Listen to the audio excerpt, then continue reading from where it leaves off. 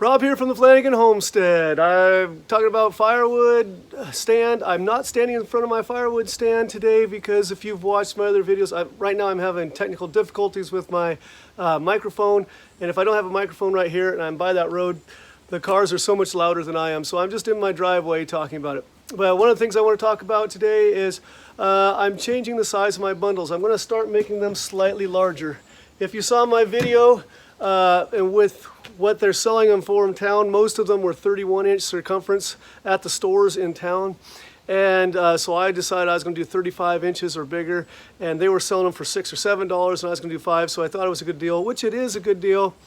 But I've decided that I'm going to bump up the size just slightly, and that does a couple things. There's other firewood stands upriver, and some of them may have had a little bit larger bundles, and I want to give a good deal. Not that I have problems with sales, but I want to make sure that I'm not the expensive one. And two, you know, I'm always wondering what size of wood to put in here. And you know, some people make them really small pieces, some larger, but by getting a slightly larger circumference bundle, which is approaching 40 inches, I could put in a bigger sustaining log and then maybe another small piece, and so that all works. So I am going to be increasing the size. One of the interesting things, I went up, our church had a camping trip, and my family went up there as well, and I went upriver and I saw several firewood stands upriver farther than I am. Fortunately, they hit mine first, but I stopped and checked their sizes and whatnot. And as a matter of fact, one of my neighbors that lives on the street here owns Timberland upriver, and he's cornered me the other day. Actually, he was helping me get logs off of another neighbor's property. He just volunteered because he's a good guy. And he's like, "Hey, you got a firewood stand out there?" He said, "Yeah, that's me." And he goes, "Oh, I got one too." And I asked him, and it was up on his other property, his timber property. But he does his a little bit differently because he has Timberland. He often has someone come up with a portable sawmill.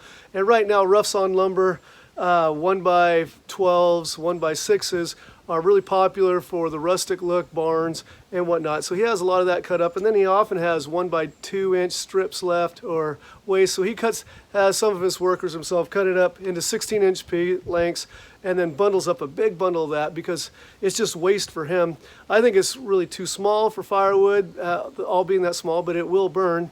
But good for him because he's taking what is a waste product and getting it so someone will use it, and he makes a little bit of profit of it.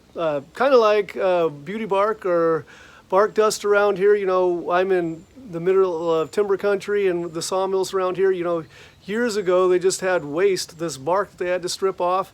And what do we do with this bark? And you know, some people were using it as hog fuel to generate stuff, but they just, the mountains and mountains of wood chips, or bark, that came out there like, what do we do? And then they found that, hey, let's convince people it's good for landscaping. And not that that was conniving or anything, because it is. I enjoy my bark chips that are all over my property, but they found that it is good. It does a very good job as a mulch, and it's attractive, keeps the weeds down. So the lumber companies around here have a waste product of bark off the trees, and they're like, what are we going to do with it? So what was a nuisance that they had to get rid of, they can now turn a profit. So my neighbor that has Timberland up there has waste product that he's selling in firewood bundles, so good on him. Also, it's still, the burn ban is still on, so the sales are way down. I put a video about how the sales are way down, and so I was like, do I even put wood out? The stuff that was out there has slowly dwindled away, so I'm going to put some more in today. I thought maybe do I not even put them out there, but it is not legal to burn in public lands or the parks, even in the fire pits. But it is legal if you have a 36-inch contained fire pit on your private property or places that are allowed. So it is still legal to burn right now. It's the first week of August here in Western Washington, and we've had incredible heat and dryness. But hopefully the people that are burning are doing it correctly in a small pit, keeping it under control and keeping it manned. But I will continue to, as I have time, put bundles out if they go away. So anyway, thanks for joining me on the Flanagan Homestead, where Christmas trees are my business, teaching and cleaning horticulture is my job, and outdoor projects like this firewood stand are my passion. Hope to see you again soon.